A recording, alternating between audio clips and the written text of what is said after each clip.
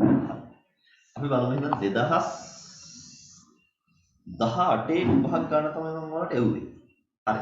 ඒක හැදුවද දන්නේ නැහැ මේ වෙනකොට. අපි එදා 2019 විභාග ගන්න ගියේ සිකුරාදා උදේ හැදුවා. හරි. දැන් මේක හදලා බලමු. බලලා තව විභාග ගන්න ඔක්කොම ටික හදන්න. නැත්තම් මේ පාඩම හරියන්නේ නැහැ. හරි.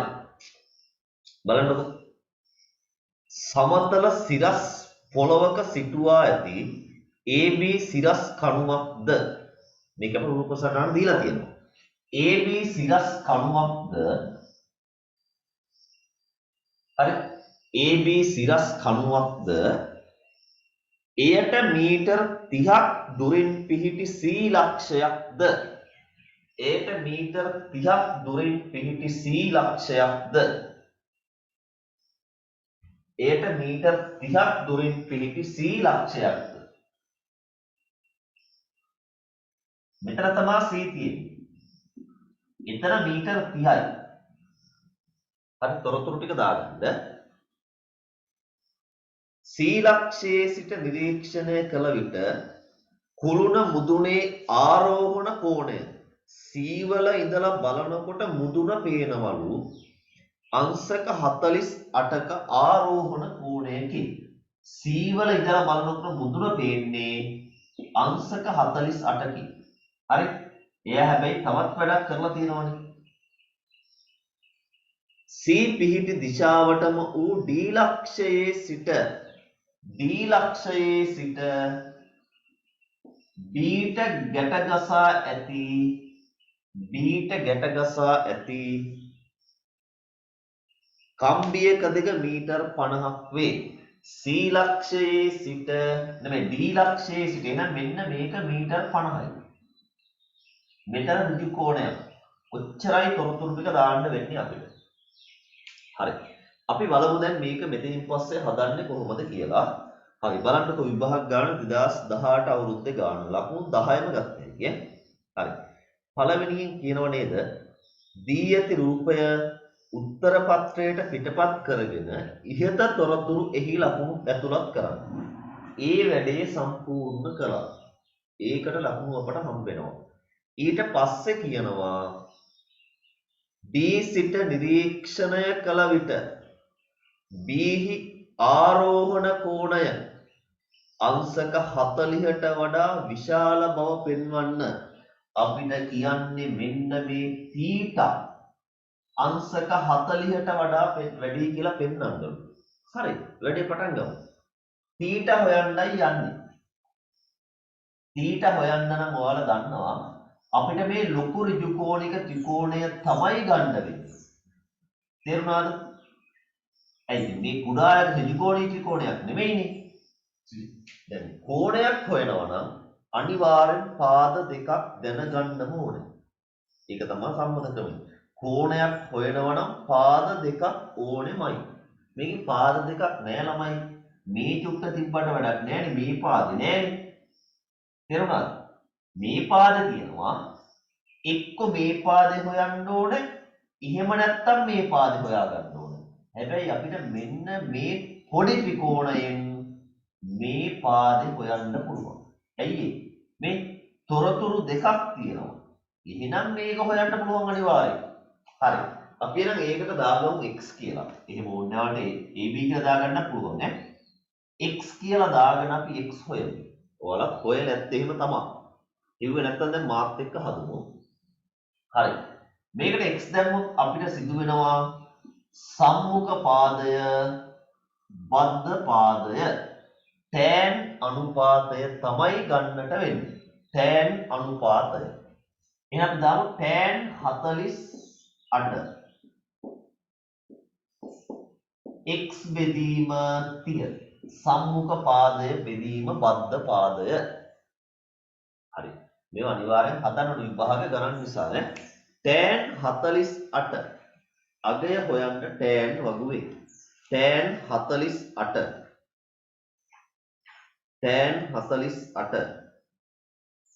tan 48යි කලා බිඳුවනේ 1.0 ඒව හරියටම කරන්නේ 1.1.1.6 1.1.6 x බෙදීම 30යි. x බෙදීම 30යි. දැන් අපි එතනින් හරස් ගුණ කරනවා. 1.1.1.6 ගුණ කිරීම 30යි.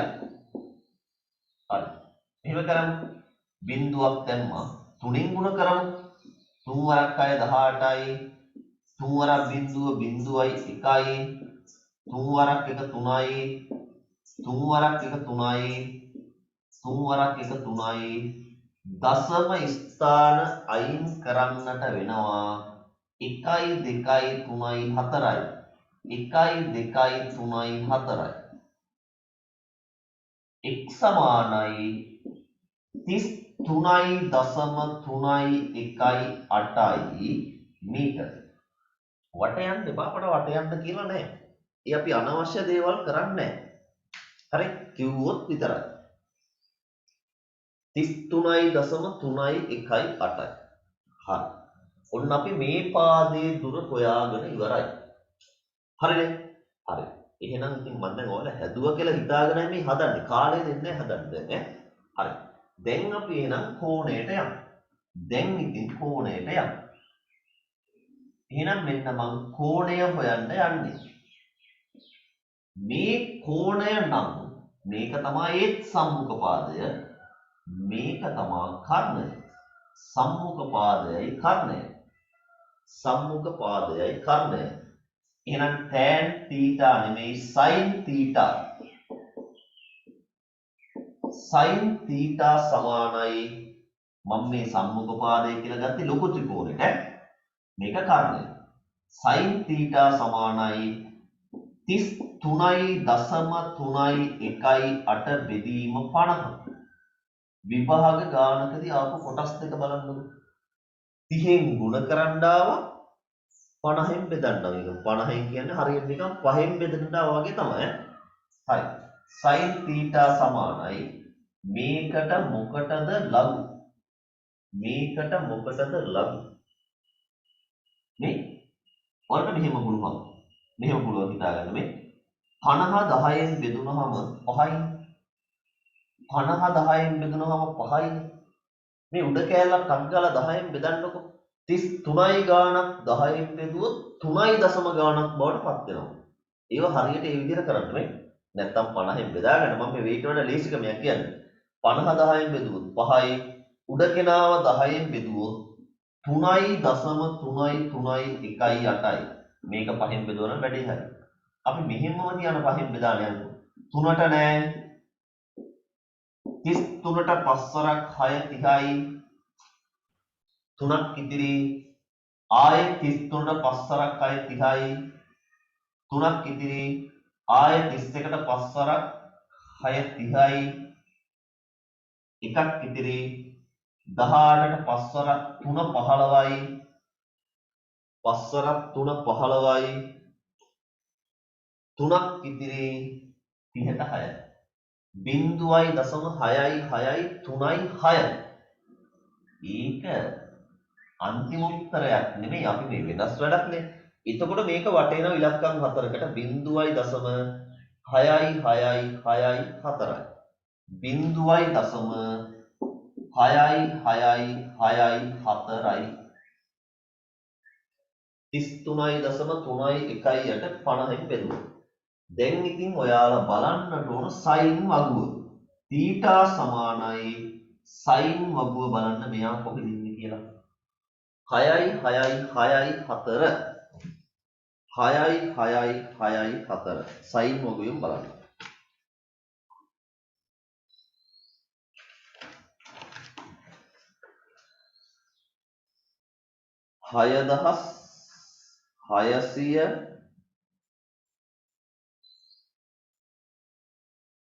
6,664 නෑනේ 6,648 ඉන්නවා අංශක 41යි කලා 40 අංශක 41යි කලා 40 ඉන්නවා 48 අපිට ඕනේ 64 48යි 2යි 50යි 14යි 16ක් මදි 16ක් මදි නම් 16ක් නෑ 15ක් ඉන්නවා. 16ක් නෑ 15ක් ඉන්නවා. 15ක් ඉන්නවා 7. උත්තරේ අංශක 41යි කලා 47යි. අංශක 41යි කලා 47යි. රූපය විතරක් මකලා එතනින් අන්තිමේටම ලියන්න ඕන එක මම දානවා. අංශක 41යි කලා 47 අංශක 40ට වඩා විශාලයි. අංශක 40ට වඩා විශාලයි. හරිනේ යාලා ඒකනේ අහන්නේ.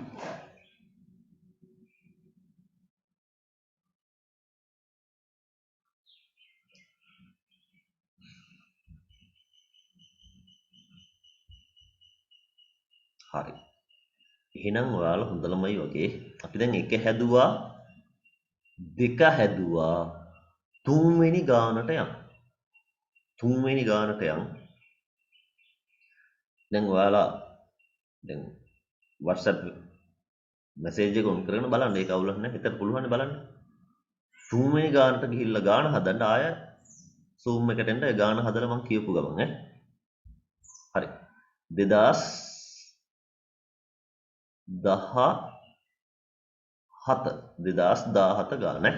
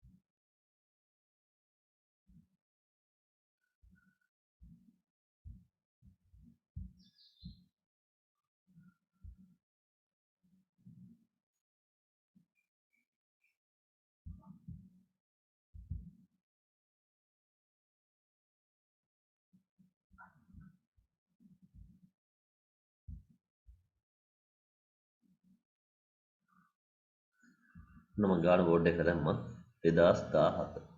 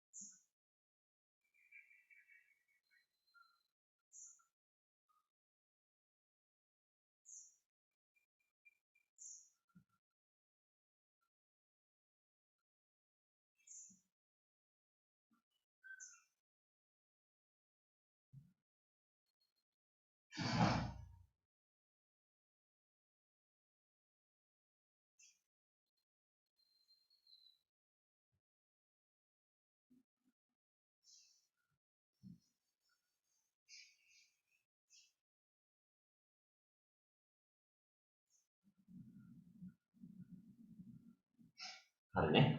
අපි නම් බලමු. ඔයාලා සාමාන්‍ය මට්ටමකට හදාගෙන යන්න ඇති. හරි. අපි ගාන හදලා ඊළඟ ගානට යමු. අපි ඊට පස්සේ මේ ආසන්නව ගාන 2020 අවුරුද්දේ ගානත් හදලා බලමු ඈ. හරි.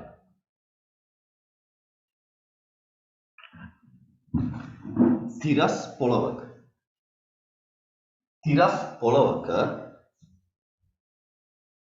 A B හා T යන ස්ථානවල පිළිවෙලින් අඹ ගසක්, කොස් ගසක් හා පොල් ගසක් පිහිටා ඇත.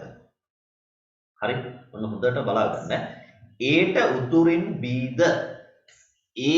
උතුරින් Bද මෙතන A නම් Aට උතුරින් B. ඔන්න Aට උතුරින් Bද Aට නැගෙනහිරින් Tද Aට නැගෙනහිරින් Tද Aට නැගෙනහිරින් Tද හරි. Aට නැගෙනහිරින් Tද පිහිටා ඇත. තවද AT කියන්නේ මීටර් 100යි. AT කියන්නේ මීටර් 100යි.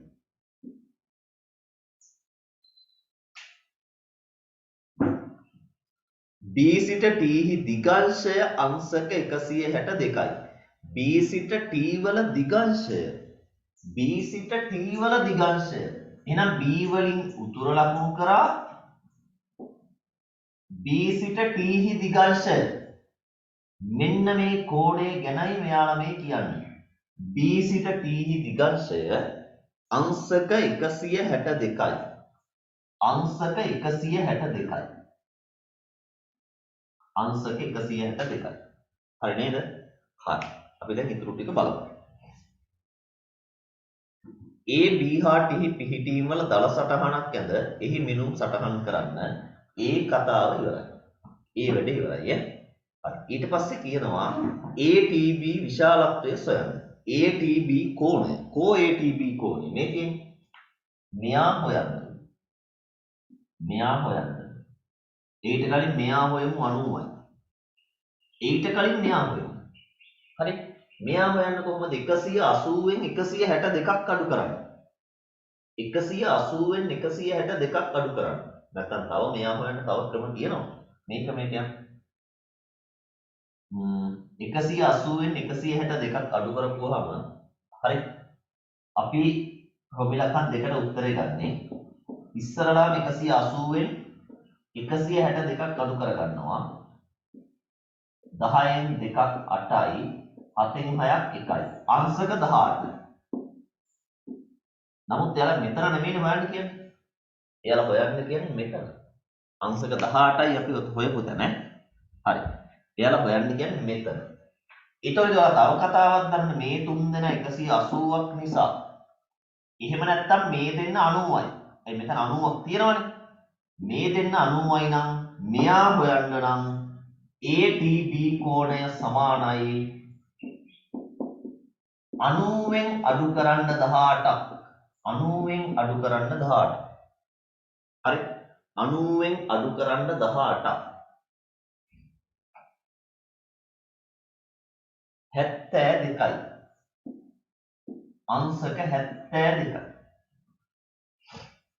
අංශක 72යි.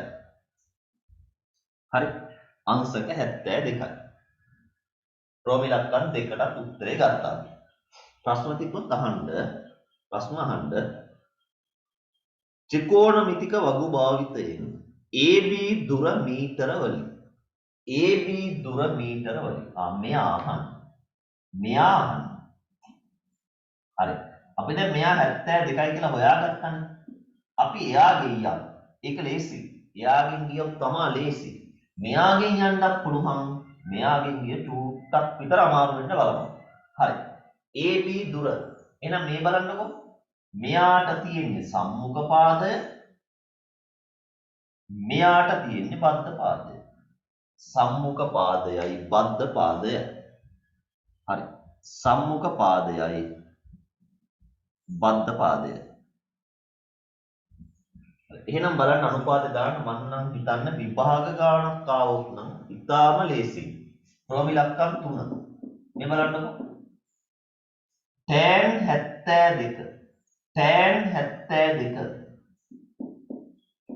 tan 72 සමානයි AB බෙදීම 100යි. මේ 100 ආවා කියන හරි ලේසියිනේ. tan 72 සමානයි AB බෙදීම 100යි.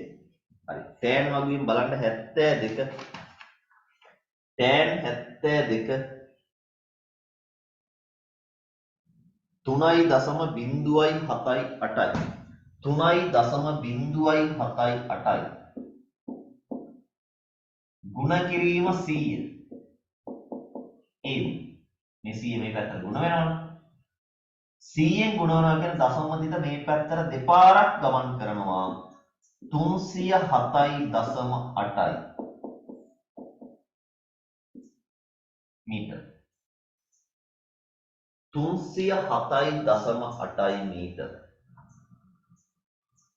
AB දුර මීටර වලින් වට යන්න කියලා මම 307.8යි හරි ඒ වැඩෙත් ඉවරයි මොකද්ද ඊට පස්සේ කියන්නේ ඒට උතුරින් ඒ කියන්නේ මේ උඩින් කියලා කියන්නේ ඒට උතුරින් A හා B අතර C ස්ථානයේ ඒට උතුරින් A හා B අතර අපි හිතමු මෙන්න මෙතන කියලා. C තියෙන්නේ මෙතන. ඒක අපි දන්නේ නැහැ කොතනද කියලා. අපි තොරතුරු අනුව ලකුණු කරා. ලිඳක් පිහිටා ඇත්තේ TC මීටර් 175ක් වන පරිදිය. TC මීටර් 175ක් වන පරිදිය. ත්‍රිකෝණමිතික වගු භාවිතයෙන් ACT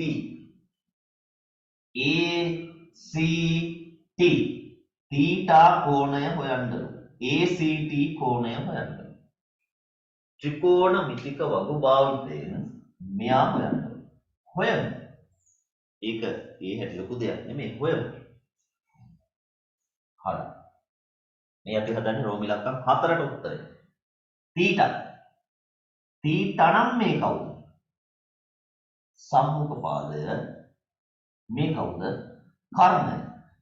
සම්මුඛ පාදයයි කර්ණයයි. එහෙනම් මේකට දාන අනුපාතය තමයි sin θ. sin θ සමානයි සම්මුඛ පාදය බෙදීම කර්ණය. මන්නම් මෙව්ව බෙදන්නේ නෑ ලඝු වලින්. 25 4යි 25 ඒවා 7යි. ඔව් 4 බෙදනවා 7යි. 4 බෙදනවා 7යි. අය මොකටද මේවට ලඝු? 4ක් 5 35යි. 4ක් 7 49යි. 4ක් 1 7යි. 4ක් 4 28යි. 4ක් 2නේ. 2 නිසා වැඩක් නැහැ ඒක ලියලා. මේකමයි ලැබෙන්නේ. 5යි 7යි 1යි 4. 0.5යි 7යි 1යි 4. 0.574. හරි. දැන් යන්නකො sin වගුවට. θ සමානයි sin වගුවේ බලන්න මෙයා කොහෙද ඉන්නේ කියලා. sin වගුවේ sin වගුවේ 5714 5714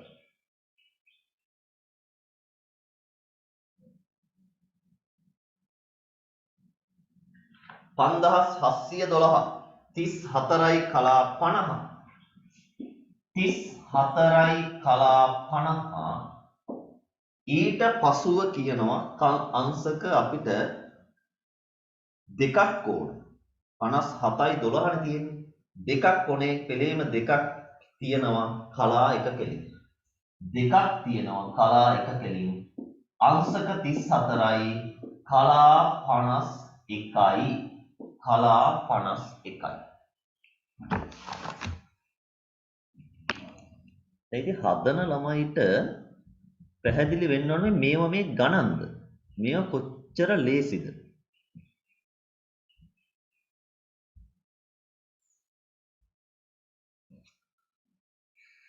හරි. ඒ ගානේ ප්‍රශ්නයක් තියෙනවා නම් අහන්න.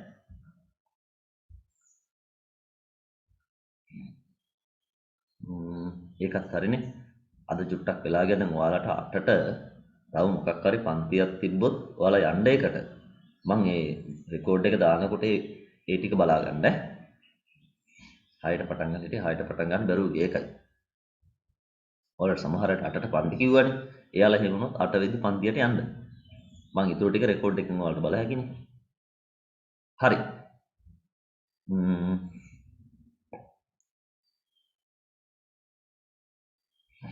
ඊළඟට අපි යමු එහෙනම් 2020 ගාන හදන්න.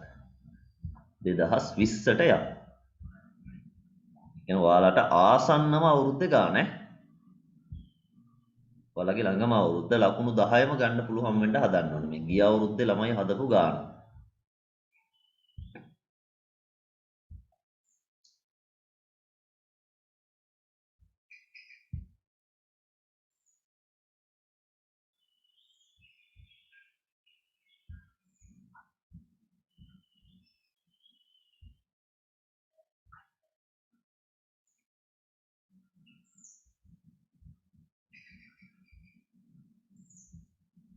හරි මම දැන් ගාන දානවා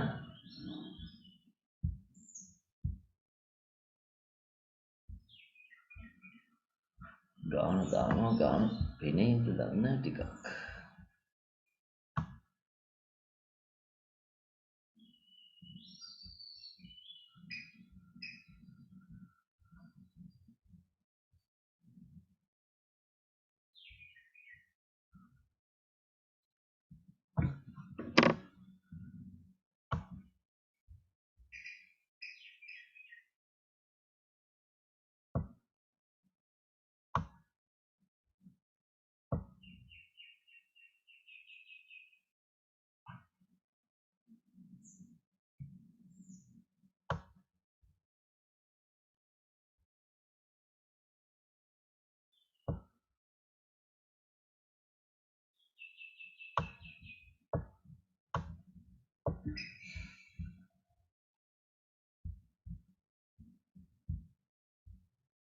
හරි මේ තියෙන ගාන ඔයාලට පේනවා ඇති 10 වෙනි ගාන තමයි ගිය සැරේ ත්‍රිකෝණමිතිය ගාන 10 වෙනි ගාන හරි ඔකත් මම ඔයාලගේ ගෲප් එකට දාන්නම් ඒ නිසා ගාන ලියන්න නම් අවශ්‍ය නැහැ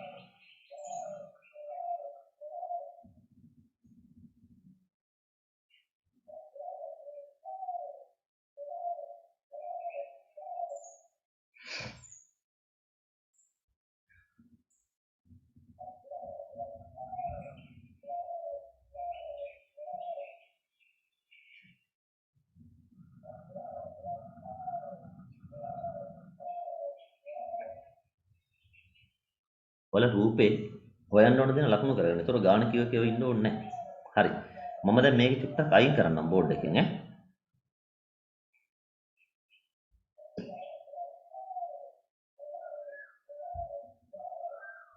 හරි. අපි දැන් බලමු.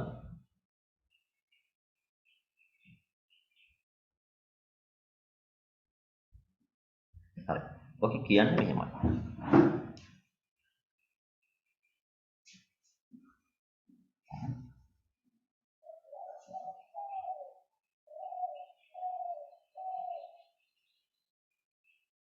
ඕකට මම හිතන්නේ ලකුණු 10ක් ගන්න පුළුවන්.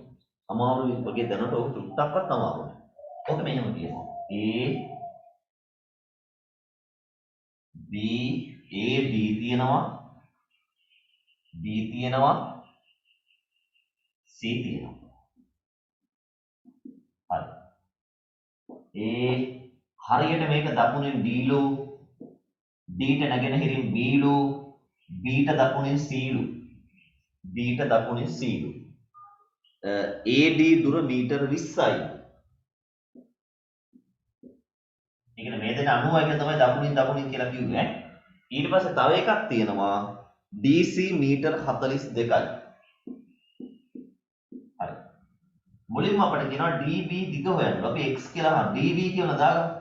DB කියලාම දාගත්තොත් ඔයාලා දන්නවා මේකේ තව කතාවක් කියලා තියෙනවා. මෙතන දිගංශය 145යි. දිගංශය 145යි A සිට B දිගංශය 145 නම් මේ පැත්ත 35යි. මේ පැත්ත 35යි. ඔයාලට ඕන නම් මෙතන හොයන්නත් පුළුවන්. මෙතන හොයන්නත් පුළුවන්. ඔයාලා හරියටම කොතනද හොයන්නේ කියලා මෙහෙමයි තීරණය කරගන්නේ. බලන්නකො. දැන් ඔයාලට හොයන්න ඕනේ මෙයානේ. ඔයාලා අනුපාතයක් ලියනකොට මෙයාව පහලට આવොත් ඊ ගාන හදන්න වෙන්නේ බෙදලා. බෙදන එක අමාරුයි. ඔයා අනුපාතයක් ලියද්දි මේ කොටස උඩට આવොත් අන්න ඒක තමයි ලේසි. එහෙනම් ඔයාලා හැම වෙලාවකම කෝණය හොයාගන්න ඕනේ. හොයන්න ඕන කෙනාව උඩට එන විදිහට තමයි කෝණ හොයන්න ඕනේ. ඒක අනිවාර්ය දෙයක් නෙමෙයි. පොඩ්ඩක් හරි ලේසි වෙන්නේ මම කියන්නේ. මම මෙතන හෙව්වොත් සම්මුඛ පාදයේ බෙදීම බද්ධ පාදයේ ඉන්නේ පහළට. මෙතන හෙව්වොත් අන්න මෙයා උඩට එනවා. එහෙනම් වැඩේ පටන් ගමු. tan 35 tan 35 AB බෙදීම 20යි.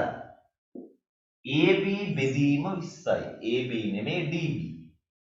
DB බෙදීම 20යි. අපෙන් අහන්නේ DB නේ. DB බෙදීම 20යි. හරි. tan 35 හොයාගන්න වගුවෙන්. tan 35 හොයාගන්න වගුවෙන්. හරි. tan 35 tan 35 tan 35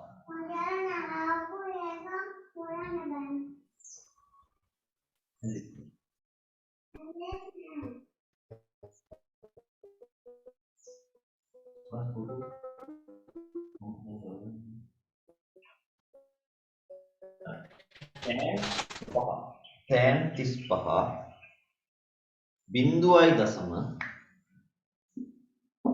7.02 ගුණ කිරීම 20 සමානයි dB. 20ෙන් ගුණ කරමු බිංදුවක් දැම්ම. දෙවරක් දෙක 4යි බිංදුවයි දෙවරක් කර 14යි. දශම ස්ථාන 4යි. ඔන්න dB දුර ආවා. හැබැයි අපෙන් යාලා අහනවා dB දුර කොහොම තියන්නද කියලා දෙයලා කියන්නේ. dB දුර ආසන්න පූර්ණ සංඛ්‍යාවට අන්න අපිට කියලා තියෙනවා. එහෙනම් ඉතින් උත්තරේ මීටර 14යි. මීටර 14යි. විභාග ගණන මොනවද වගේ තියෙන්නේ. හරි. ඊට පස්සේ යාලා තව කතාවක් කියනවා. 2යි BCD. ඒ කියන්නේ BCD ගැන යාලා කතා කරනෝනේ මෙයා ගැන. මෙයාගේ අගය හොයාගන්න වෙනව නම් යාළුවා කියන කතාව පෙන්වන්න. මොකද මෙයා අපි දන්නවනේ. DAB දන්නවා. හැබැයි අපි දන්නේ නැහැනේ BCD. අපි එහෙනම් BCD හොයාගෙන තමයි මෙයාලා මේ කියන කතාවට යන්න ඕනේ. BCD හොයන්න නැතුව අපිට මුකුත් කියන්න බෑ. ඔයාලා මතක තියාගන්න බොහෝ විට විභාග ගානකදී එන්නේ පාදයකුයි කෝණයකුයි හොයන්න. මෙච්චර වෙලා හදපු හැම ගානකම ওই කතාව තමයි තිබ්බේ. පාදයයි කෝණයයි. හරි. පාදයක් අපි හෙව්වනේ නම් දැන් කෝණයක් වඩෙල්ල දෙන්නේ. මෙයා මීටර 14යි. මෙයා 42යි. එහෙනම් මොකද්ද මේකට ගන්න ඕන අනුපාතය? මෙයානේ හොයන්න ඕනේ. θ කියලා දාගමු. සම්මුඛ පාදයේ කර්ණය. සම්මුඛ පාදයේ කර්ණය sin θ. sin θ 14 බෙදීම 42යි. sin θ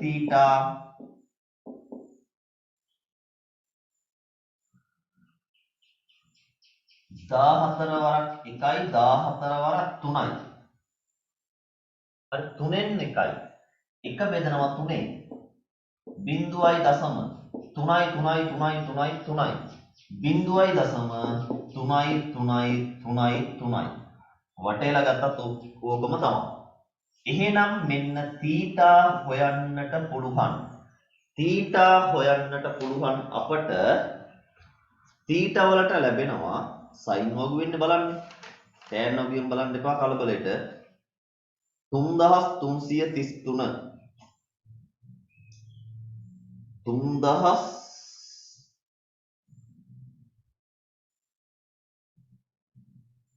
3311 අංශක 19යි කලා 20 අංශක 19යි කලා 20 තව ඉවර නෑනේ අපිට තියෙන්නේ 11 නේ ඕනේ 33 නේ 22ක් මදි 22ක් මදි හරියටම 22ක් තියෙනවා 8 අංශක 19යි කලා 28යි කෝණය අංශක 19යි කලා 28යි අංශක 19යි කලා 28යි හරි දැන් තමයි අපිට එයාලා අහන දෙයට අපි උත්තර දෙන්න යන්නේ එයාලා මොකක්ද අහන්නේ දෙකයි BCD විශාලයි කියලා පෙන්වන්නලු DAB ට හරි එහෙනම් මම දැන් කරන්නේ ඕක දෙකෙන් ගුණ කරගන්නවා 19යි කලා 28 දෙකෙන් ගුණ කරනවා. හරි. දෙවරක්කට 16න් 6 දැම්ම එකක් ඉතිරි. දෙවරක් දෙක 4යි 1යි 5යි. කලා 56ක් තියන්න පුළුවන්. කලා 56ක් තියන්න පුළුවන්. 60 නේ තියන්න බැරි. දෙවරක් 9 18න් 8 දැම්ම එකක් ඉතිරි. දෙවරක් 2 1යි 3යි. අංශක 38යි කලා 56. හරි. අංශක 38යි කලා 56 විශාලයි තමයි අංශක 35ට වඩා. ඒ කතාව හරි.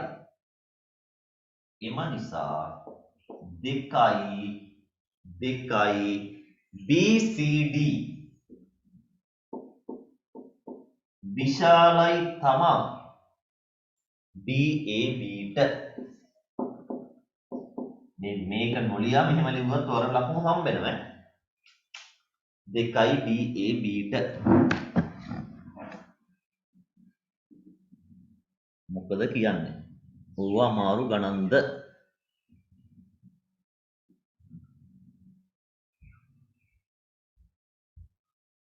හැබැයි ඉතින් පුහුණුව තියෙන්න නම් ඕන නැවත ඕවා හදන්න ඕන එහෙම නැතු එකපාරට ගිහිල්ලා ඕවා හදන්න බෑ ළමයි කවදාවත් අනික සමහර අයට දැන් මේව කරද්දි සයින් වගුව බලන විදිය කොස් වගුව බලන විදිය අමතක වෙලා බෑ හරි බලන්නකෝ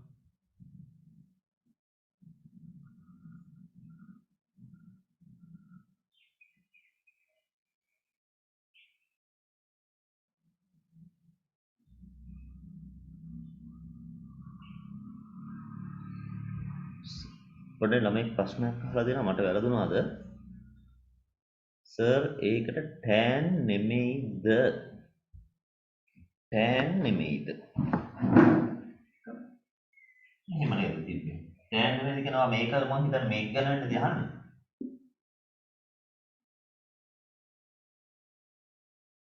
කොහොමද? මෙයා දන්නවා, මෙයා දන්නවා. මෙතන අනුමයි. මේ කෝණේ ඕනේ. ඒතර තෑන් වෙන්න බෑනේ මේක සම්මුඛ පාදය මේක කර්ණය. සම්මුඛ පාදයයි කර්ණයයි. අනිවාර්යෙන්ම ඔබට එනවා සයින් තමයි. සයින් තෑන් එන්නේ නැහැ ඈ. තෑන් එන්න නම් කර්ණය තියෙන්න බෑ වෙන පාදයක්. බද්ධ පාදයයි සම්මුඛ පාදයයි විතරයි තියෙන්න ඕනේ. හරි.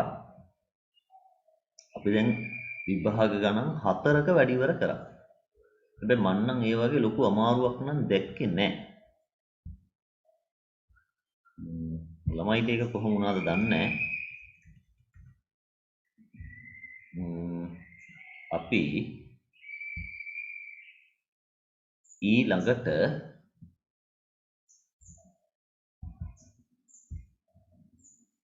ප්‍රධාන අංක 5ට යනවා. ප්‍රධාන අංක 5. එතකොට අපි දැන් ඔක්කොම හදන්න යන්නේ නැතු යමු ඈ. අපරාධන අපේ කාලේ. එතකොට අපිට දැන් අලුත් පාඩමකට ගියහැක ඔයාලට මේක ක්‍රමේ හරිනම්. ක්‍රමේ හරියන්නත් වෙන්න ඉතින් ඔයාලටම තමයි ඈ. හරි. ඔයාලට පේනව නේද මෙන්න මෙතන පස්වෙනි ගාන. 4 හදන්න එපා ඈ. පස්වෙනි ගාන හදන්න. 4 හැදුවට වන්නේ ගෙදරින්. දැන් පස්වෙනි ගාන හදන්න ඕනේ. 5. ඔය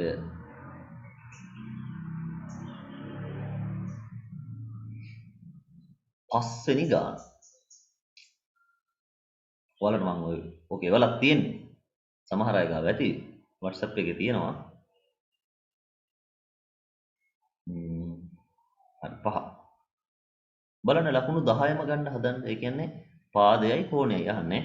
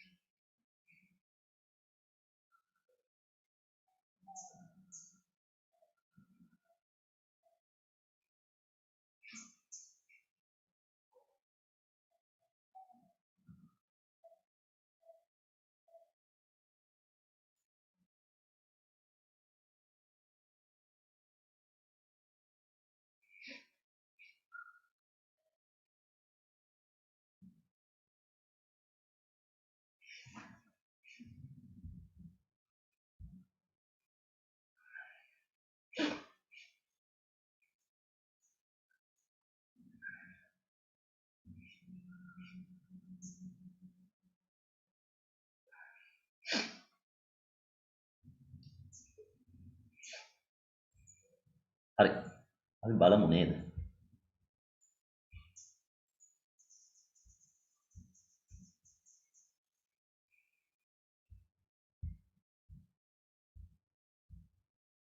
මම ගාන අයින් කරා. වලට ගාන දාලා තියෙන්නේ. හරි. හොඳ ගානක් වෙයි. විකාශයේ සම්බන්ධව තමයි පොඩි අමාරුවක් කරවන්න තේරෙන්නේ. එහෙම නැත්තම් නම් අමාරුම නැහැ.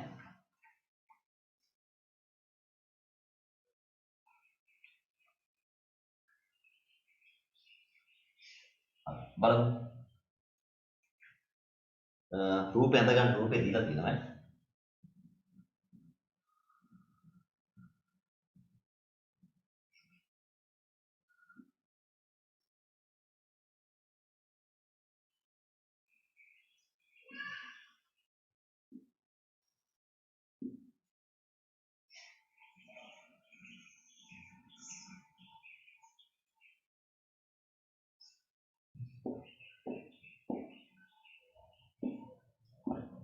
අපි ඉස්සලා තොරතුරු ටික ලකුණු කරමු.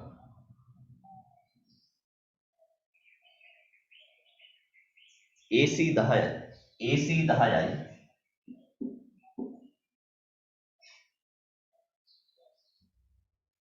AD 9.4යි. 9.4යි. හරි. ACD කෝණය. ACD කෝණය. ACD මෙයා හොයන්න. තීටා හොයන්න. බලමු. දැන් තීටා මේක නම් මේ තියෙන්නේ සම්මුඛ පාදය මේ තියෙන්නේ කර්ණය. වටලා ගත්තොත් ඉවරයි. සම්මුඛ පාදයයි කර්ණයයි. එහෙනම් මේකට කියන්නේ sin තීටා.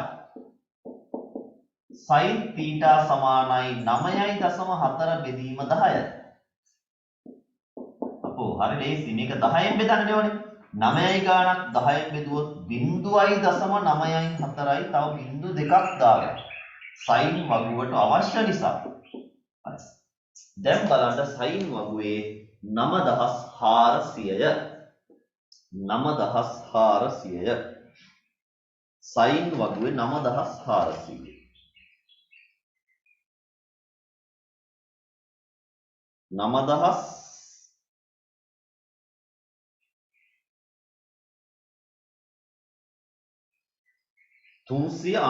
තියෙනවා අංශක 70යි කලා බිංදුවයි. හරි අංශක 70යි කලා බිංදුවයි. අපිට 97 තව 3ක් ඕනේ. 3ක් ඉන්නවා කලා 3. 3ක් ඉන්නවා කලා 3. අංශක 70යි කලා 3යි. එයාලා මොකක්ද අපෙන් අහන්නේ?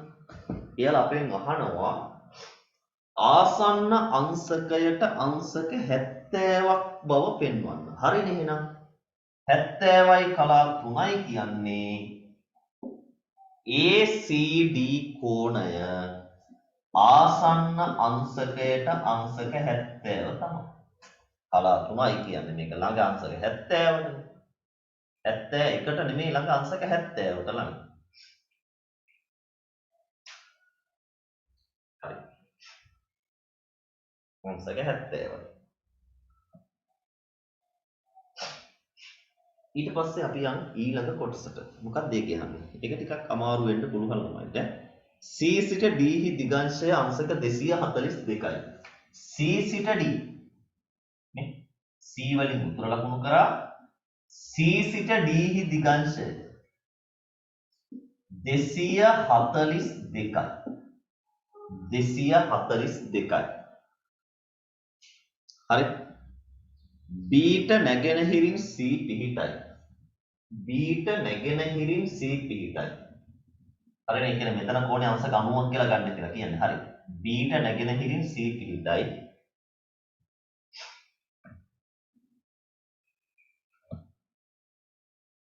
පහත දැක්වෙන ගණනය කිරීම වලදී මෙතෙන්ට 70යි කියලා දාගන්නලු. තීට අපි හොයාගත්තු කෝණේ 70යිලු. මුලින්ම අපිට යාලා කරන BCD කෝණේ හොයන්නලු. BCD එයාලා අපිට කියනවා මෙන්න මේ කුඩා කෝණේ හොයන්නලු. BCD මෙයා හොයන්නලු.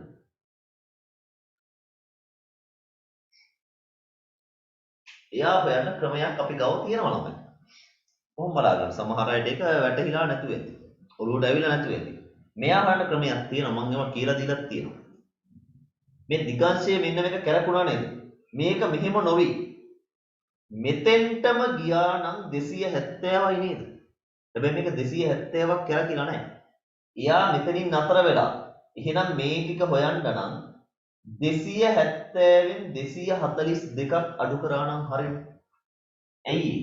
මෙහෙම්මම මෙතෙන්ටම ගියා නම් ඒ නැගෙනහිරින් කියලා තියෙනවනේ 270. 270ක් නෑ නේද? එහෙනම් අපි රෝමෙන් ඕකේ මුලින්ම අපෙන් අහන්නේ කවුද? BCD. BCD ඕනනම් 270න් අඩු කරන්න 242ක්. 10න් 2ක් 8යි. 6න් 4ක් 2යි. අංශක 28යි. හරිද? කියන්නේ මේ කුඩා කෝණේ අංශක 28යි. ඊට පස්සේ අපෙන් අහනවා ACB කෝ ACB. එයාලා අපෙන් අහන්න ඊළඟට මෙයාව. ඉතින් එයා හොයන්න හරි ලේසියි. මේක 70නේ. 70න් 28ක් අඩු කරනවා. ACB හොයන්න හරි ලේසියි. 70න් අඩු කරනවා 28ක්. ඇයි? ඉතින් ළමයි මෙයා මේ 70 හැදුනේ මේ දෙකේ එකතු වෙන. එහෙනම් 28ක් අඩු කරනවා. 10න් 8ක් 2යි. 6න් 2ක් 4යි. අංශක 42යි. අංශක 42යි. හරි. ABC ත්‍රිකෝණය සලකා. ABC කියන්නේ ලොකු ත්‍රිකෝණේ සලකලා ත්‍රිකෝණමිතික වගු භාවිතයෙන්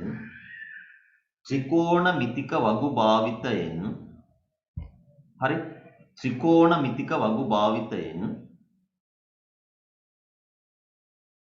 ත්‍රිකෝණමිතික වගු භාවිතයෙන් AB දිග සොයන්න. ත්‍රිකෝණමිතික වගු භාවිතයෙන් AB දිග සොයන්න. ත්‍රිකෝණමිතික අපි දැන් AB ඔව් කියන්න. ඔය දැන් හදපු ටික ආයෙ පාරක් කියන්නකෝ.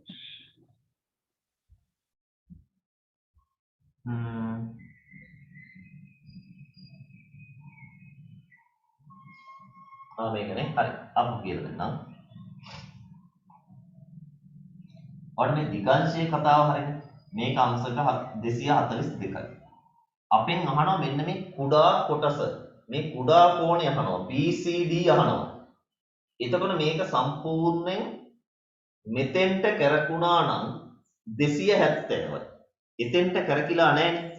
270ට වඩා අඩුයිනේ. එහෙනම් අපිට මේ කුඩා කොටස හොයන්නට පුළුවන් 270න් 242ක් අඩු කරපුවාම 28යි. හරි. එයයි මම එදා කියලා දුන්නානේ මෙහෙම කරකිලා තියෙද්දි මෙහෙම ගියොත් 90යි 180යි මෙතෙන්ටම කරකුණොත් 270යි. මේක එතෙන්ටම කරකිලා නැහැ කියලා වල පේනවනේ. එහෙනම් 270න් 242ක් අඩු කරොත් මේ චුට්ට එනවා. ඊට පස්සේ මේ කෝණේ 70යි කියලා හොයාගන්න. මේක 28යි නම් ඉතුරු ටික තමයි 70ක් වෙන්න මදි හරිය මෙතන තියෙන්න ඕනේ. 70න් 28ක් අඩු කරා 42යි මේ. හරි. දැන් අපෙන් අහන්නේ අවසාන කොටස. අපි අවසාන කොටසට යමු. ඒක කියනවා ලොකු ත්‍රිකෝණේ සලකලා AB දිග හොයන්න ඕනේ. ඒ කියන්නේ මෙයා අහන්නේ. අපි යන්නේ x කියලා දාගමුකෝ මම. x කියලා දාගමුකෝ. ඒතර මේකට දැන් ගන්න වෙන්නේ මෙන්න මේ කෝණේනේ. මේ කෝණේ තමයි ගන්න වෙන්නේ 42. ඇයි? ඉතින් මේ 70 ගන්න බෑ ඒක වෙන ත්‍රිකෝණයක්නේ. 28 ගන්න බෑ වෙන ත්‍රිකෝණයක්නේ. මේ ලොකු ත්‍රිකෝණයට අදාළ කෝණේ තමයි 42. හරි. එහෙනම් බලමු. 42 ඉස්සරහ තියෙනවා සම්මුඛ පාදය. මේකනේ කර්ණය 90 ඉස්සරහ කියනවානේ කර්ණය. මේක සම්මුඛ පාදයනේ. එහෙනම් ඉතින් මේක බද්ධ පාදය. මේ දෙන්නනේ ගන්න වෙන්නේ සබ. සබ නම් tan අනුපාතය ගන්න. සබනන් tan අනුපාතය ගන්න. ඒවා හරියට කරන්න මේ විදිහම ලියා ගන්න මෙහෙම.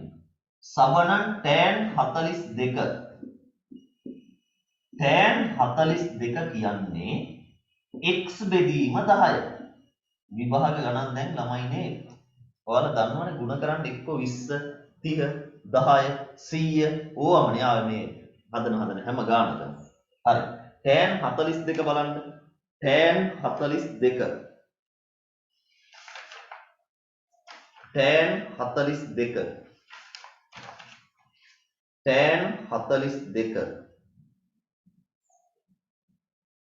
tan 42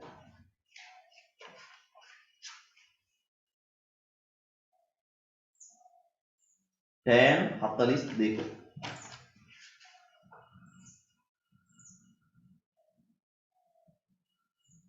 බිංදුවයි දශම 9යි බිංදුවයි බිංදුවයි 4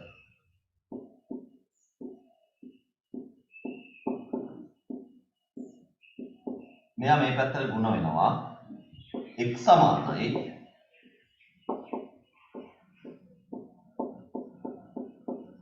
හරි මෙන්න උත්තරේ x සමානයි මෙයා මේ පැත්තට එකක් එනවා අපෙන් අහන්නේ AB දිග වට යන්න කියලා මොකුත් කියලා නැහැ මේකේ 9.0.4 මීටර 9.0.4 මීටර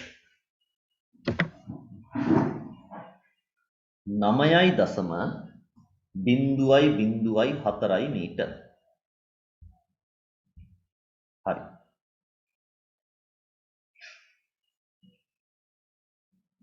බලන්න දැන් ප්‍රශ්න තියෙනවා නම් අහන්න එහෙම නැත්නම් මේක අපිට ගොඩ දා ගන්න වෙන්නේ නැහැ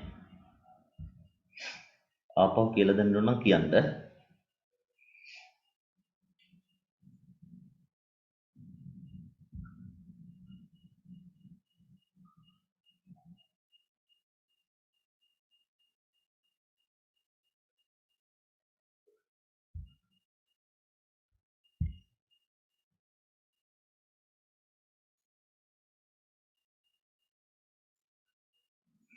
හරිද හරි හැබැයි ඉතින් ළමයිනේ අපි තව හැදුවත් ඔය ටික තමයි සමහරට දැන් නම් ඔයාලා සමහර ළමයි උඩ පැන හදයි ඕක තව මාසෙකින් දෙකකින් තමයි වැඩේ ආයෙත් අමතක වෙලා එන්නේ හරි ඇද්ද තව හදන්න ඕනද කියලා මට කියන්නකෝ මම හිතන විදිහට නැති ඉතින් නමුත් තව සමහර විට ඔයාලගේ ගැටලු තියෙනවද දන්නේ නැහැ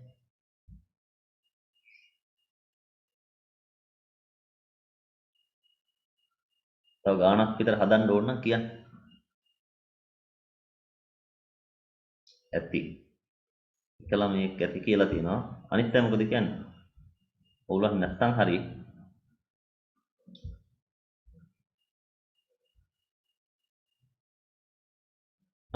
හරි. ඇතිනේ දේශීන්. හරි. එහෙනම් මට චුට්ටක් කියන්න අපි න්‍යාස පාඩම කරාද? න්‍යාස පාඩම කරාදර? නෑ සර්. නෑනේ. හරි. මොකද දැන් අපි දිග පාඩමන්නේ කරේ. ආයෙත් කුලක කියලා පාඩමක් තියෙන ඒකත් ගොඩාක් දිගයි. අපි ඒ නිසා ඊට කලින් පොඩි කෙටි ලේසි පාඩමක් කරමු මේකත් විභාගෙට එනවා කෙටි ප්‍රශ්නයක් කරේ අනිවාර්යෙන් එනවා න්‍යාස පාඩමෙන් ඈ හරි එහෙනම් ලියන්න අලුත් මාතෘකාව න්‍යාස කියලා ලියන්න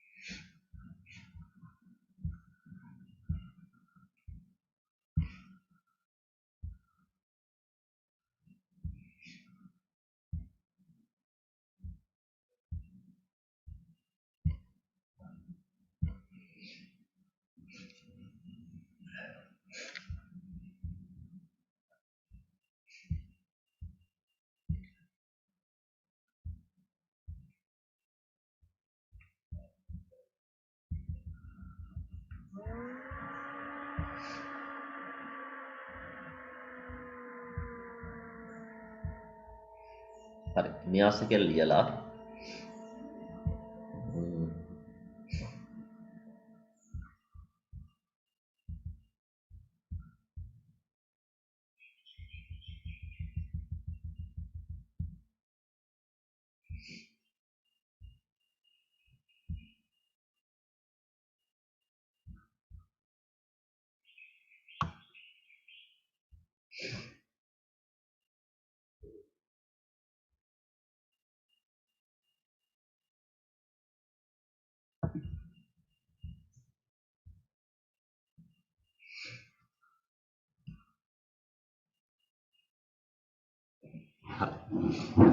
න්‍යාස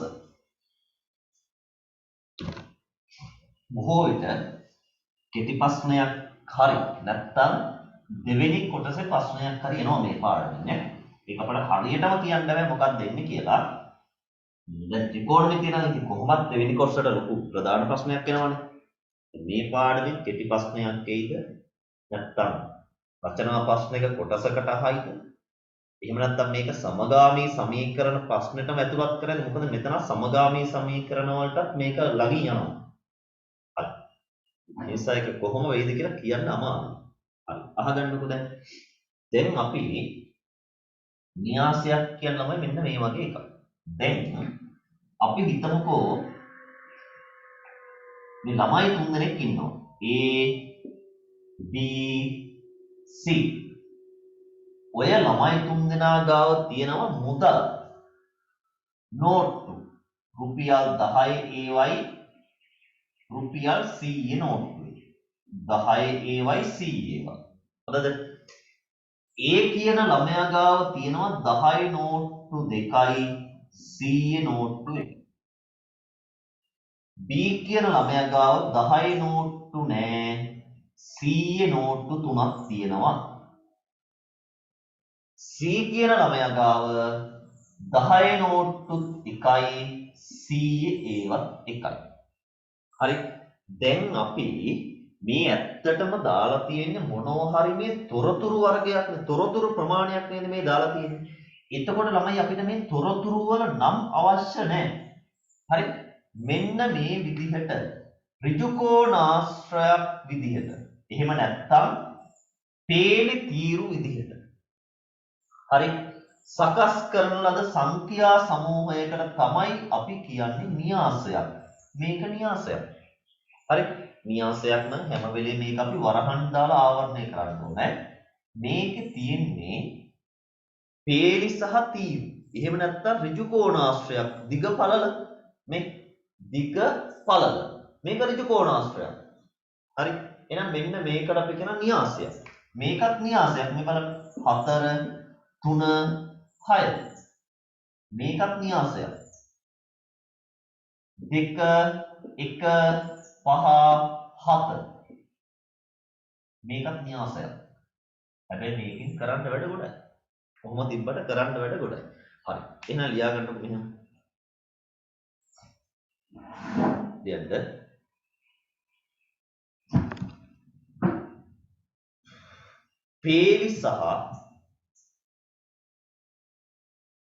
පේලි සහ තීර ආකාරයට පේලි සහ තීර ආකාරයට පේලි සහ තීර ආකාරයට පේලි සහ තීර ආකාරයට එනම්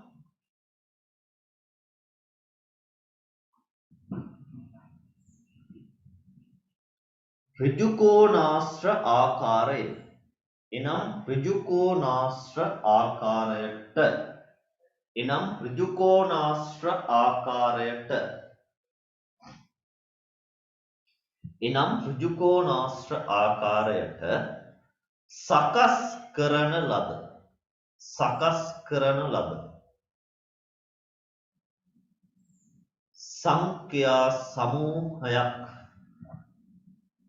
සංඛ්‍යා සමූහයක් න්‍යාසයක් ලෙස හඳුන්වයි. සංඛ්‍යා සමූහයක් න්‍යාසයක් ලෙස හඳුන්වයි. න්‍යාසයක් ලෙස හඳුන්වයි.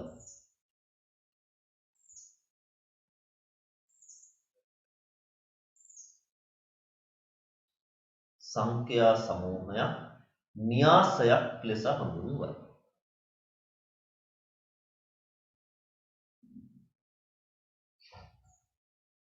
හරි. ඔයාලා මේ තුන් දෙනාම ලියාගන්න පොඩ්ඩක් ඉන්න. ලියාගන්න කලින් ඔයාලා මේකත් මතක තියාගන්න. කුලක පාඩම වගේ තමයි මේ න්‍යාස අපි නම් කරනවා. ඉංග්‍රීසි කැපිටල් අකුරකින් A B C කුලක එහෙමනේ කුලක නම් සංගල වරහණනේ දාන්නේ. මේකේ දාන්නේ සංගල වරහණ නෙමෙයි. හරි. ඕක ලියාගන්නකො.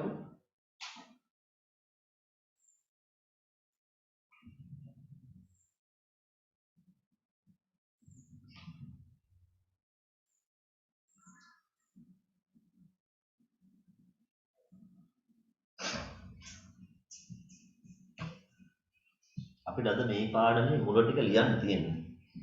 විනාඩි 10ක් 15ක්ම ලියන්න තියෙන්නේ.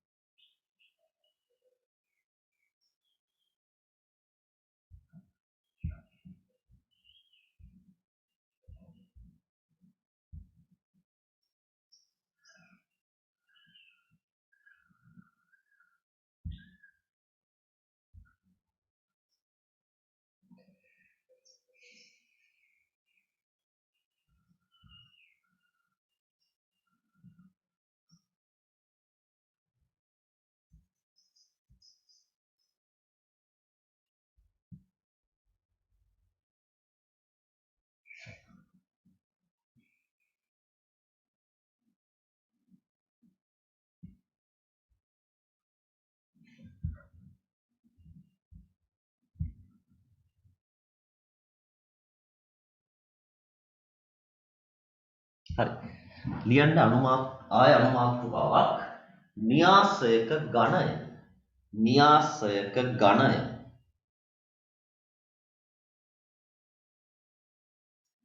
හරිද? න්‍යාසයක ඝණය. ඝණය.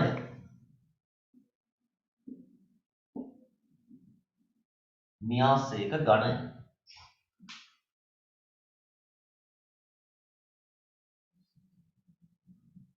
හරි. බලන්න. මේ න්‍යාසයක ඝණය කියලා කියන ළමයි මෙන්න මේක නේ. දැන් න්‍යාසයක් කියන්නේ ඍජුකෝණාශ්‍ර හැඩයකට සකස් කරපු සංඛ්‍යා සමූහයක්නේ. ඝණය කියන්නේ ඔයාලා හොද්දට බලන්න මේකේ පේලි ගාණයි තීර ගාණයි කීයද කියලා. පේලි. පේලි කිව්වොත් ඔයාලට මතක් වෙන්නේ ඔයාලා පොතේ ලියන්නේ පේලියට. පොඩි කාලේ ඉඳන්ම ලියන්නේ පේලියටනේ. එහෙනම් පේලි කියන්නේ මේ පැත්ත, තීර කියන්නේ මේ පැත්ත. අමතක වුණොත් මතක් කරගන්න ලියන්නේ කොහොමද කියලා. පේලියට ලියන්නේ. එහෙනම් පේලිය තමයි මේ පැත්ත, තීරය තමයි මේ පැත්ත. එහෙනම් මේකේ තියෙන්නේ පේලි දෙකයි. පේලි දෙකයි ಗುಣ කිරීම කියලා කියන්න එපා කතිර කියලා කියන්න. ಗುಣ කිරීම කිව්වොත් අවසානයක ಗುಣ කරනවා ඒකයි. දෙක කතිර මේක තියෙනවා තීර 1යි 2යි 3යි. තීර 3යි. සමහර අවස්ථාවලදී හැම වෙලෙම නෙමෙයි. මේ න්‍යාසයේ ඝණය මෙන්න මේ පැත්තේ පහළින් ලියනවා. ඒක ලිව්වත් මුලිව්වත් ප්‍රශ්නයක් නෑ සමහර අවස්ථාවල ලියනවා. හැබැයි මේකේ ඝණය ඇහැව්වොත් ඔයාලා මෙතනින් හරි පිළිතුරක් විදියට හරි මේකේ ඝණය 2 කතිර 3යි. 2 ගුණ කිරීම 3යි නෙමෙයි. මොකද එහෙම වුණොත් ඕකෙන් ළමයි පිරිසක් උත්තරේ 6යි කියලා දානවා. 6 දැම්මොත් වැරදි. එහෙනම් මේ න්‍යාසයේ ඝණය 2 කතිර 3යි. අපි තව එකක් බලමු. තව එකක්. මේ න්‍යාසයේ ඝණය බලමු.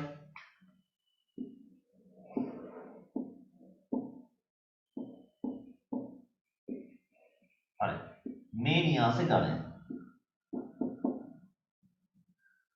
බලන්න පේලි කීයද? පේලි 1යි 2යි 3යි. පේලි 3යි තීර 1යි 2යි. තීර 2යි. පේලි 3යි තීර 2යි. පේලි 3යි තීර 2යි. එහෙනම් මෙයාගේ ගණය 3 කතිර 2යි. හරි නේද? හරි. දැන් ඔයාලා මතක තියාගන්න පේලි තීර මාරු කරොත් මෙයාගේ ගණය වැරදි. නිසා මුලින්ම ලියවෙන්න ඕනේ පේලි. ඊළඟට ලියවෙන්න ඕනේ තීර. ඕක ඉතින් ඔයාලා මෙහෙමයි. න්‍යාසයක ගණය කිව්වොත් මතක් කරගන්න පෙරේති කියලා. පෙරේති කියලා මතක් කරගත්තාම ඕක අමතක වෙන්නේ නැහැ කවදාවත්. ගණේ නම් පෙරේති කියලා නිකන් මතක තියාගන්න. එතකොට ඉතින් ඉස්සල්ලාම අනිවාර්යෙන් පේලිම තමයි. ඊට පස්සේ තීර තමයි. පේලිය මතකයි නම් ඔයාලා ලියන්නේ පේලියට. එතකොට ඒක අමතක වෙන්නේ නැහැ. හරිනේ? හරි. එහෙනම් ලියන්න න්‍යාසයක ගණය සඳහන් කිරීමේදී නැත්තම් විභාගයට ගිහිල්ලා අනිවාර්යෙන් පේලි තීරත් මාරු කරගන්නවා ළමයි ඈ. න්‍යාසයක ගණය සඳහන් කිරීමේදී පළමුව පේලි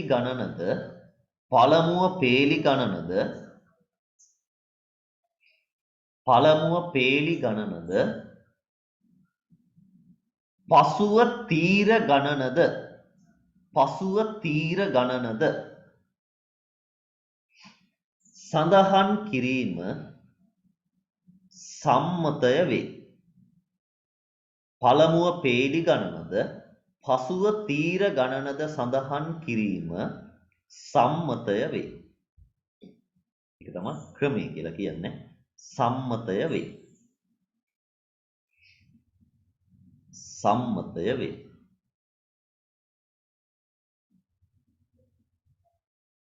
හරි.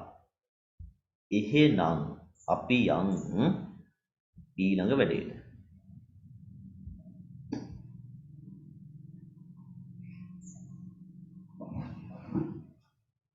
ලියන්න පහත එක් න්‍යාසයේ ගණය සඳහන් කරන්න. ඔයාලා මේ වගේ පැත්ත යටින් ලියන්න. පහත එක් න්‍යාසයේ ගණය සඳහන් කරන්න. මම න්‍යාස ටිකක් දෙනවා. ඔයාලා යාළගේ ගණය එයාලා ගාවින් ලියන්න.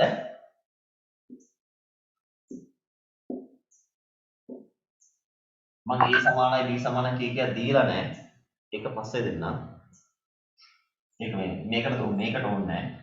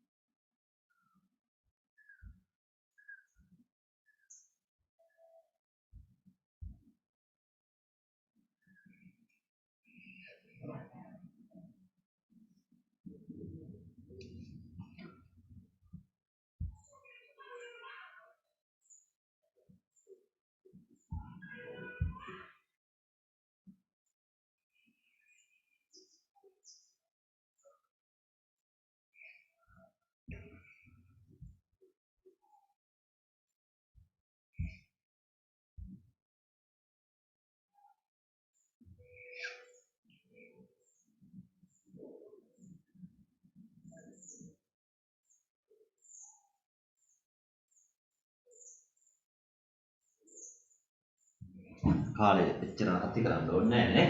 හරි. බලමුකෝ. පේලි තීර. තිරේති කියලා මතක තියාගත්තා නම් ඒත් පුළුවන් ඈ. හරි. පේලි තීර. ගණේ නම් කවදාවත් ඒක අමතක වෙන්න බෑ. පේලි තීර. හරි මේකනේ. පේලි 1යි තීරු 2යි. 1 කතිර 2. පේලි 2යි තීර 2යි. 2 කතිර 2. පේලි 2යි තීරු 1යි. 2 කතිර 1. පේලි 3යි තීරු 2යි. 3 කතිර 2. පේලි 1යි තීරු 3යි. 1 කතිර 3. මේක යටින් පොඩ පහලින් ලියවෙන්න ඕනේ. පේලි 2යි තීරු 3යි. 2 කතිර 3. හරි නේද? අපි ඔන්න ඔහොමයි ගණය ලියන්නේ. හරි. දැන් හොඳ ළමයි වගේ ලියන්න ඊළඟට න්‍යාස වර්ග හරි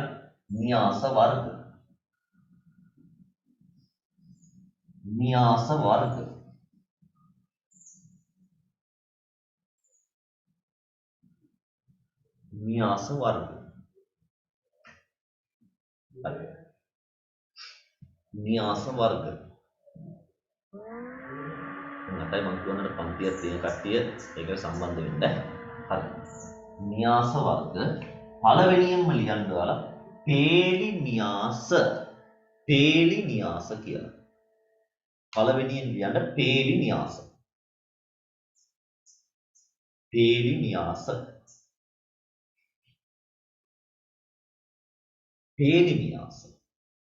හරි නේද? ඔය ටික ලියන්න විතරයි තියෙන්නේ. පේලි න්‍යාසයක් අපිට අග්ගාල වැඩේ කරමු. මේ බලන්න. මේක පේලි න්‍යාසයක්. මේකත් පේලි න්‍යාසයක්. ඇයි එතකොට මේකට පේලි න්‍යාසයක් කියලා කියන්නේ? මේ බලන්න. එක පේලියයි. තීර වැඩක් නැහැ. එක පේලියක් නම් ඒක පේලි න්‍යාසයක්. හරි නේද?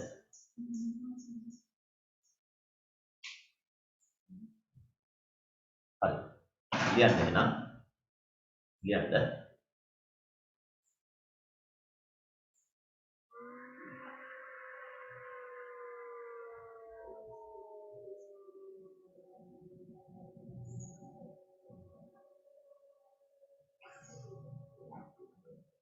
ලියන්න.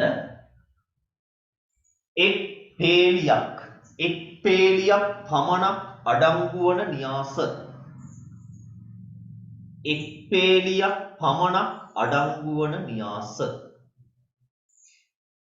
එක් පේලියක් පමණක් අඩංගු වන න්‍යාස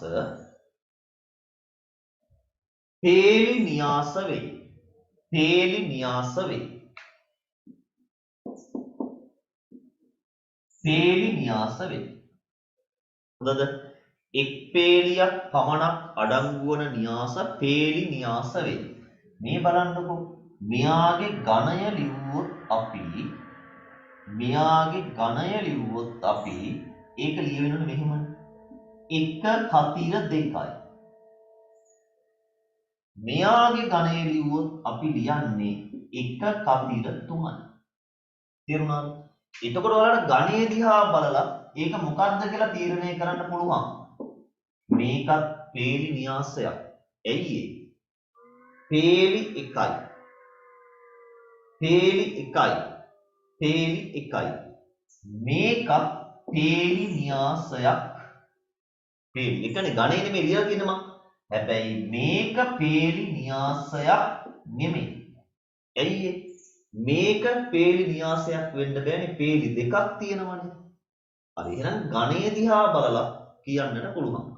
මේ දෙන්න ලියාගෙන එයාලගේ ඝණයක් ලියා ගන්න. පේලි න්‍යාසයක් නම් පේලි එකයි තියෙන්නේ. හරි. ඊට පස්සේ ඔය ලියන්න විතරයි තියෙන්නේ. කිසිම දෙයක් හදන්න නැහැ.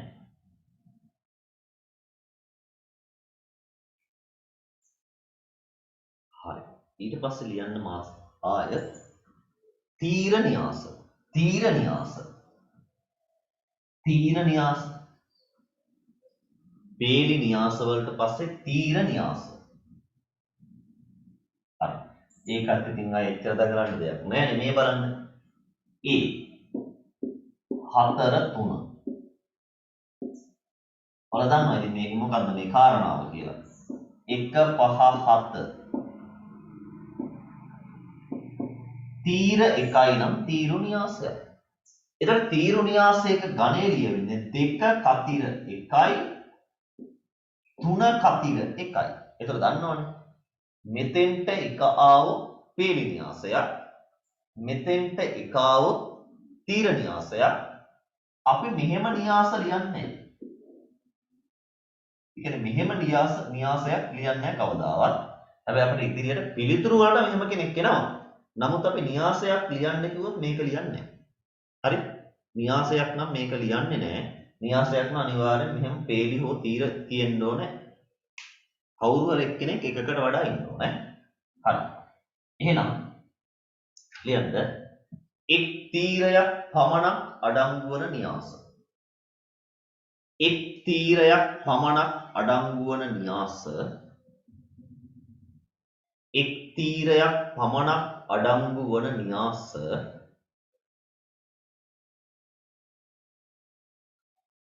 එක් තීරයක් පමණක් අඩංගු වන න්‍යාස තීර න්‍යාස වේ. තීර න්‍යාස වේ. මේ දෙක ලියා ගන්න. තීර න්‍යාස වේ. මේ දෙක ලියා ගන්න. තීර න්‍යාස වේ.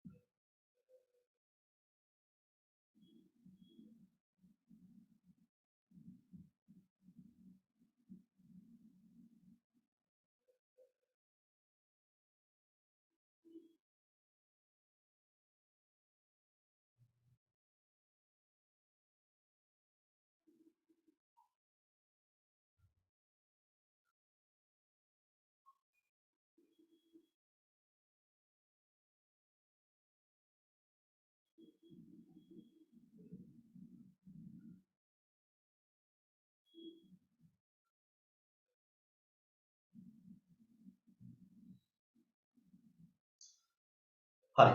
ලියන්න ඊළඟට සම චතුරස්‍ර න්‍යාස. සම චතුරස්‍ර න්‍යාස. සම චතුරස්‍ර න්‍යාස. හරියට නිකන් මේ වගේ. ඔයාලා දන්නවා මේක ලියපුවා මේ මොකක්ද කියලා. සම චතුරස්‍ර න්‍යාස. මේ දෙක කතිර දෙකයි. පේලි තීර සමානයි. B 3 5 6 1 4 9 2 1 3 මේ 3 කතිර 3 එහෙනම් මෙහෙම න්‍යාසයක ගණයක් තිබ්බොත් සමචතුරස්‍ර න්‍යාසයක් ලේසි ටක් ගාලා ලියමු ලියන්න. පේලි හා තීර ගණන පේලි හා තීර ගණන සමාන වන න්‍යාස. පේලි හා තීර ගණන සමාන වන න්‍යාස පේලි හා තීර ගණන සමාන වන න්‍යාස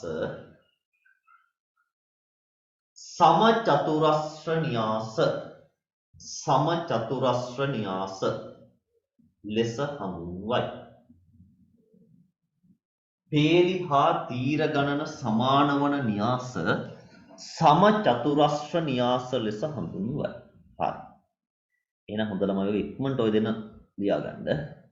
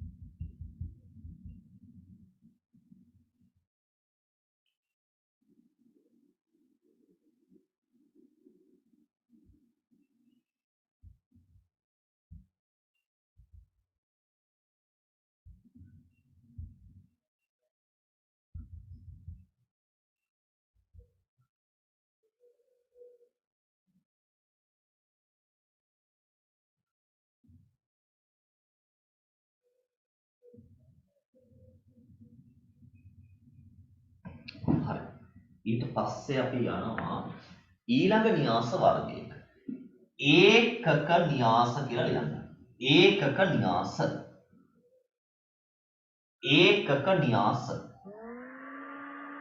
තව එකයි ඉගෙන ගන්න තියෙන. ඒතර අපිට අදට ඉවර කරන්න කිය.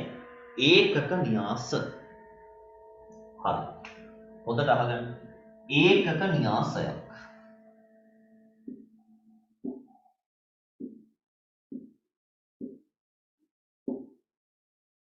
ළමයි සමචතුරස්‍රයක් ගත්තොත් හරි මේක විකර්ණයක්. ඔක විකර්ණයක්. අපි මේකට කියන්නේ ප්‍රධාන විකර්ණය කියලා. මේ පැත්තටත් විකර්ණයක් තියෙනවා. අපි මේකට කියන්නේ ද්විතීක විකර්ණය. මේ පැත්තට ලියන කෙනා තමයි ප්‍රධාන විකර්ණය. හරිද? මෙයා ප්‍රධාන විකර්ණය, මෙයා ද්විතීක විකර්ණය. දැන් අපිට ඒකක න්‍යාස අපි ඉගෙන ගන්න යන්නේ. ඔය ඒකක න්‍යාස හැම කෙනෙක්ම අයිති වෙන්නේ සමචතුරස්‍ර න්‍යාසවලට. ඒ කියන්නේ මොකද්ද මම කිව්වේ? ඒකක න්‍යාසයකත් පේලි ගානයි තීර ගානයි සමානයි. ඒක වෙනස් වෙන්නේ නැහැ ඒකක න්‍යාසවල. පේලි ගානයි තීර ගානයි සමානයි. එතකොට මෙන්න ප්‍රධාන විකර්ණය. මම තව එකක් අඳින්නම්.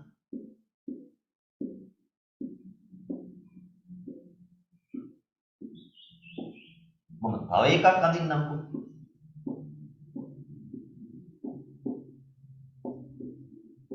හරි. උදේට හිතට ගන්න. මේකේ මම න්‍යාස 3ක් ඇදලා තියෙනවා. මේ තමා ප්‍රධාන විකර්ණය. මේක තමා ප්‍රධාන විකර්ණය. හැබැයි ළමයිනේ ප්‍රධාන විකර්ණේ අවයව එක වෙලා ඉතිරි අවයව බිඳුව වෙනවා නම් ප්‍රධාන විකර්ණේ අවයව එක වෙලා ඉතිරි අවයව බිඳුව වෙනවා නම් ඒවට අපි කියන නම තමයි ඒකක න්‍යාස. ප්‍රධාන විකර්ණය එකයි ඉතිරි අවයව බිඳුව. හැබැයි මේකේ ප්‍රධාන විකර්ණ එක වෙලාද නැහැ. මේ පැත්තට එක වුණාට වැඩක් නැහැ. නැත්තම් සමහරු හිතයි මේකත් ඒකක න්‍යාසයක් කියලා. නෑ. මේක ඒකක න්‍යාසයක් නෙමෙයි. ඇයි ඒ ප්‍රධාන විකර්ණය නෙමෙයි එක වෙලා තියෙන්නේ. බලපුවම මේ ගොඩටම යනවා වගේ පේනවා. හැබැයි මේක යන්නේ නැහැ. මේ දෙන්න තමයි ඒකක න්‍යාස. පැහැදිලිද කියපු කතාව? ලියන්න එනවා.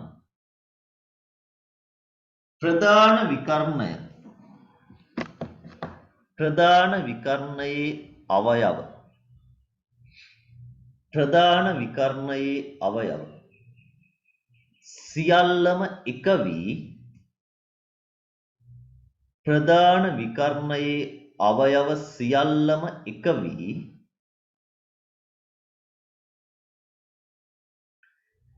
ප්‍රධාන විකර්ණයේ අවයව සියල්ලම එක වී ඉතිරි අවයව සියල්ලම ශුන්‍ය වේ නම් ඒ කියන්නේ බිඳුව වේ නම්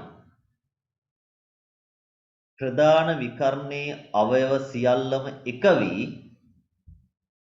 ඉතිරි අවයව සියල්ලම ශුන්‍ය වේ නම් ඉතිරි අවයව සියල්ලම ශුන්‍ය වේ නම් එවැනි න්‍යාස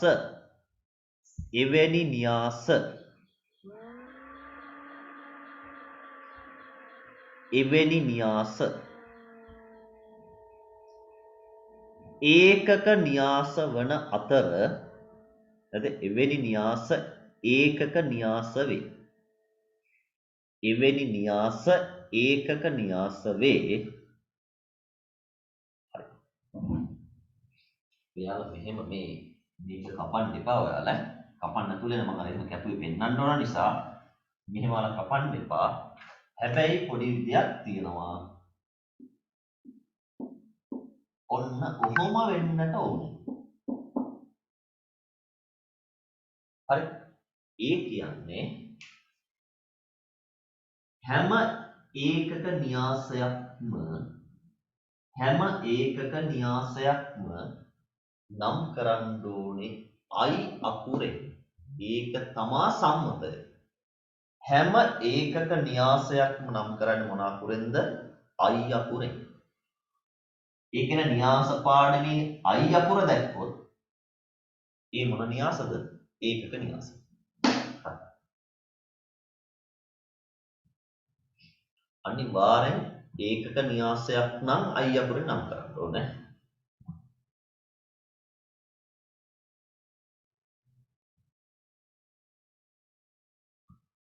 හරි.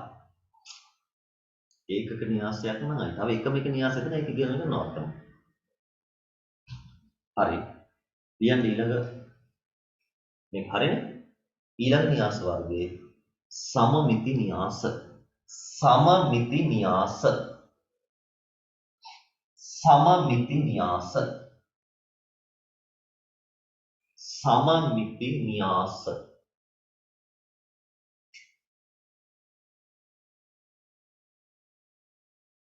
සමමිති න්‍යාස. හරි. කොහොම බලාගන්න. ළමයි මේකත් සමචතුරස්‍ර න්‍යාසයක්. ඔය ඒකක න්‍යාස කියන්නේ සමචතුරස්‍ර කුලකයටයි අයිති. සමමිති න්‍යාස කියන්නේ සමචතුරස්‍ර කුලකයටයි අයිති. මම දැන් සමමිති න්‍යාසයක් වලට හදනවා. සමචතුරස්‍ර න්‍යාසයක් තමයි මම මේ දාන්නේ. ඉස්තැන් ටික තමයි ඔය දැම්මේ. හරිනේ. ඕක සමචතුරස්‍ර න්‍යාසයක්.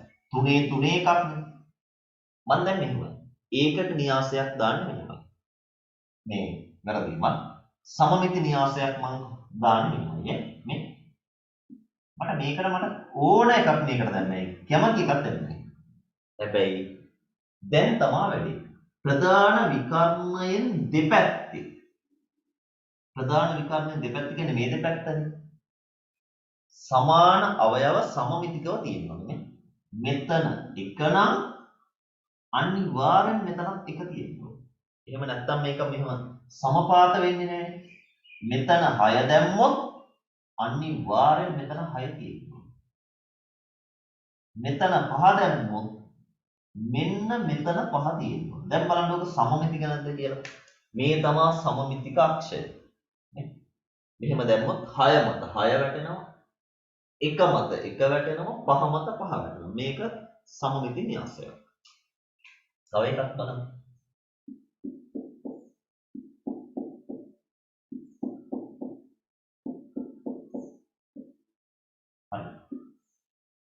ප්‍රධාන විකර්ණය 4.68. ඒක මොනවා හිටියත් ප්‍රශ්නයක් නැහැ. ඔන්න දැන් අපි හරියටම සමමිති න්‍යාසයක් හදනවා මේ. එක නම් 1. දෙක නම් 2. 6 නම් 6. බිංදුව නම් බිංදුව.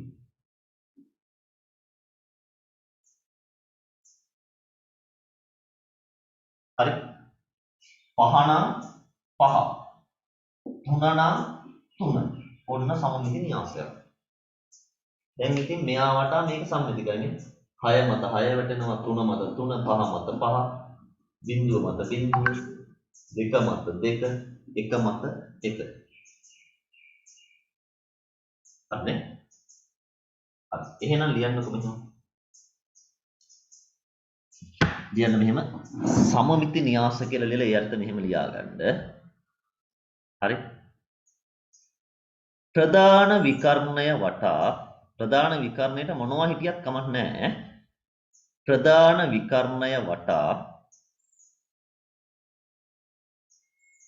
ප්‍රධාන විකර්ණය වටා සමාන අවයව ප්‍රධාන විකර්ණය වටා සමාන අවයව ප්‍රධාන විකර්ණය වටා සමාන අවයව සමමිතිකව පිහිටා ඇත්නම් ප්‍රධාන විකර්ණය වටා සමාන අවයව සමමිතිකව පිහිටා ඇත්නම් එවැනි න්‍යාස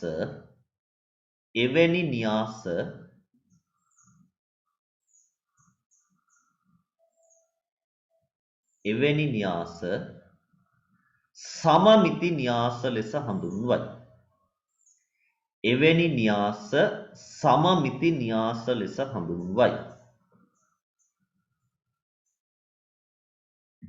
එවැනි න්‍යාස සමමිති න්‍යාස ලෙස හඳුන්වයි. හරි. ඔය සමමිති න්‍යාස වලට ඔයාලට i අකුර දාන්න නැතුව ඕන අකුරක් දාගන්න. මොකද i අකුර දාන්න ඕන න්‍යාස වර්ගයක් තියෙනවනේ. හරි. ඒ නිසා මේ උදාහරණ දෙක ලියා ගන්න කැමති ඉංග්‍රීසි අක්ෂරයක් දාලා. උදාහරණ දෙක ලියාගෙන